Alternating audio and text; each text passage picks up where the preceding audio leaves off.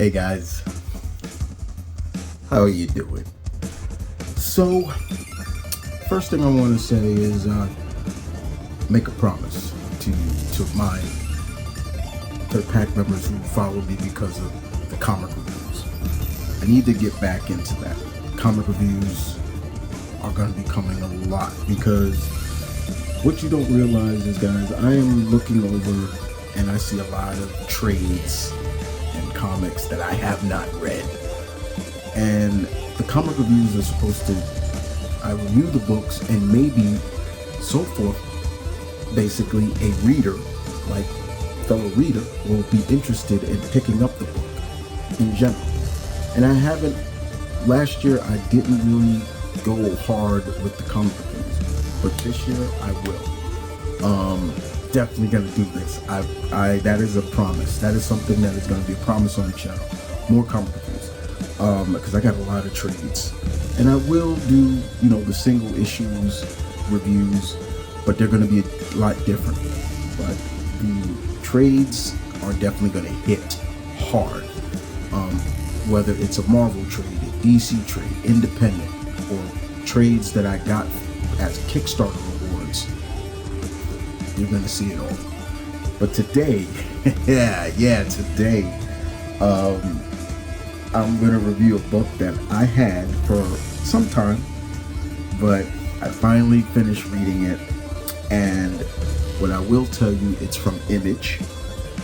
It deals with a profession that I'm a big fan of. Been a big fan of it since 1987. If you don't know what it is, and if you haven't, you should know by now. You should know you're alpha. You've been following me for so long, you should know that it is professional wrestling. And this comic is called Do a Powerbomb. Yeah, Do a Powerbomb. This is written by Daniel Warren Johnson and Miles Spicer does the artwork. So what is Do a Powerbomb about? Well, if you are a fan of the classic Kinnikuman series, and of course the anime Ultimate Muscle, this has a little bit of a dab of that. It also is dealing with professional wrestling. You could tell throughout this entire book, Mr. Johnson is a real wrestling fan. You know that for sure. But also, it's The Wrestler. Basically, it's the movie The Wrestler meets Dragon Ball. And I'll explain a little bit more. So, this is about a young woman by the name of Lona Steel Rose. Her mother, Rua Steel Rose, was a professional wrestler, and she was the best. She was the best wrestler, and Lona used to watch her mom wrestle. The federation that her mom worked for, they would have intergender matches. Like, she was the champ, but they would have intergender matches. So it wasn't girl versus girl, man versus man. No, it was intergender matches. Enter the competitor of Cobra Sun. This guy right here that you see on the cover, that's him. And he's the heel. He's playing the heel. So you're gonna hear me use a lot of wrestling terms. He's the heel, and Miss Steel Rose was the baby face. And he came out to challenge her for the belt. And everything was going well. And unfortunately, he botched. He slipped. He was going for a move from the top rope. He botched. He slips. And he drops her kind of neck first from the top rope, almost into a powerbomb. Almost a similar situation that happened to Paul White. He broke his neck. Similar, not that similar to, let's say, Stone Cold Steve Austin, when rest in peace Owen Hart powerbombed him, but it ended up Lona's mom died in the ring.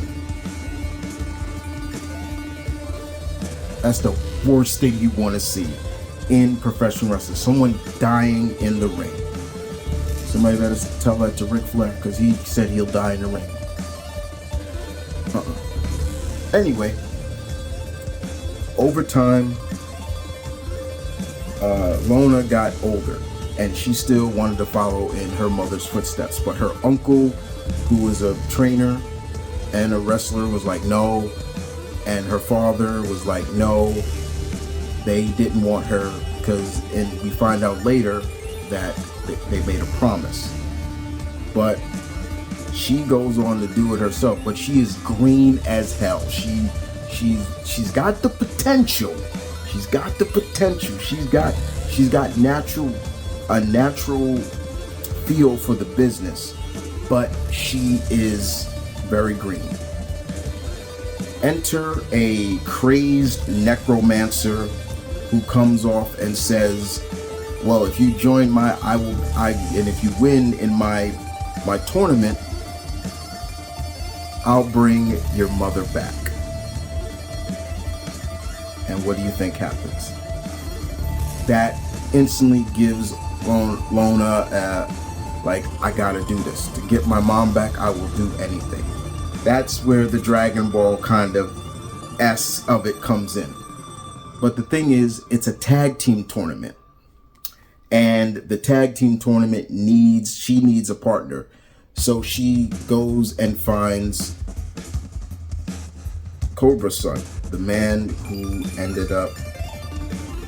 And Cobra Sun is now doing death matches and, just hardcore matches that is kind of in Lona's mind is like out, not really where he should be doing. It's almost like she feels he's wasting his potential with this backyard wrestling, the hardcore wrestling and death matches. I've never been a big fan of the death match. I never have. Hardcore matches okay to a degree, but I'm never a big fan of that. I'm not the big fan of death matches, but Mr. Johnson really plays that up, and you could tell this man is a wrestling fan. It's like he watched not just American wrestling, but he was watching wrestling from New Japan, all over. You could tell, even from the moves they do. He writes them as the real Tope Suicina. I'm like, this guy's a wrestling fan. The point about it is also they join forces to do this tournament, because we find out that Cobra Steel has been kind of in the depression too, because someone died in the ring under him, and even though he's playing a heel in the wrestling business, but he's a good guy, and he feels bad, and we find out why more. I won't spoil that, but the tournament goes, and we find out that they're wrestlers from other planets, and every wrestler from different planets are saying to Cobra Sun and Lona, oh, you're wrestlers from Earth, right? You're from Earth. Oh, I heard Earth wrestling is fake and it's just for show. And we find that in this tournament, this wrestling tournament, they're really trying to hurt. They're hurting people, and it really kind of shows throughout the story that here are two professional wrestlers, but now they have to go to that edge of when they drop an elbow, you're dropping an elbow. You powerbomb somebody, you're powerbombing somebody. It gets really nitty gritty with some. I mean, they're wrestling at their first match together. They fought a tag team of two orangutans. If I can show you that, I'll show you that. That is hilarious. There's some, it's just so funny. They fought an orangutan duo. Here they go right here. That's them right there. The big one and the little one. They're two brothers. They call themselves Orang, what do they call themselves? I forgot what their tag team name is. Oh, Orangabang. So this is the tournament lineup. Cobra Sun and Lona call themselves Sun and Steel. So they work their way through the tournament, and you just see them. The artwork in here, you feel the hits, the bruises, the clotheslines, the curb stomps. I mean, you just look at that artwork. It's gritty. It's everything. And Mr. Splicer did a great job on that. I was loving it. I was like, man, look at that. Look at that code breaker. I'm like, oh my god, like it was great. I won't spoil everything, but it's a 7-part series. This has all 7 issues, 1 through 7, and we find out by the end that the tournament, and even the necromancer himself, he's a lot more than meets the eye. And unfortunately, there's some things that go awry that Lona and Sun and Cobra Sun realize about the tournament, and also Lona discovers who Cobra Sun really is. I won't spoil that, but it was very revealing, and it was almost as if she knew. So I won't spoil that, but it was still very touching. It was still very touching to see. I like that a lot. This was just really good. If you're a wrestling fan, you're gonna love this. Even if you're not a wrestling fan and you just like good storytelling and you can get behind what's going on in the story, you'll like it. It's right. It's up your alley. But like I said, yes, it is. It's like Ultimate Muscle or Kinnikuman, the wrestler, and Dragon Ball. The Dragon Ball comes because of bringing back the dead or something like that. It's funny what happens at the end who Sun and Steel fight. I'm not gonna spoil what that is, but it was really funny. This was really fun. It told the story, and even all the competitors, you actually feel for them, even though some of them come off like dicks. All the competitors in here, let me show you again. All the competitors, here's all the competitors. They all have their own story of why they're doing this, and you get a feel for, for a lot of them. Like even when if they lose, you're like, oh man, I wish they didn't lose, or things like that. So it does play off the seeming of, okay, not everybody is bad, but like I said, Mr. Johnson knows he did his homework when it comes to the move sets, the action, how a move is performed. He knows professional wrestling, and I loved it. It was great. So if you are a wrestling fan, or you just like good indie comics, do yourselves a favor, pick up this bad boy. I think I pre-ordered this from Amazon. Yeah, I did, because I was waiting for it to come out in trade. It's about $25 if you find it at your local comic store. It's $24.99, but I think I got it cheaper because I pre-ordered it. But yeah, it's good stuff. It's really good stuff. I've heard a couple of buddies, talk about it or ask me about it. Online buddies, not friends personal friends. But it was fun. I can't show you everything because it does get gritty in this. It's very gritty. But Mr. Johnson did a great job, and Mr. Spicer loved the artwork. It nailed it. Mr. Johnson, if you've heard his name before, he's worked on a lot of things, not just indie work, but he did a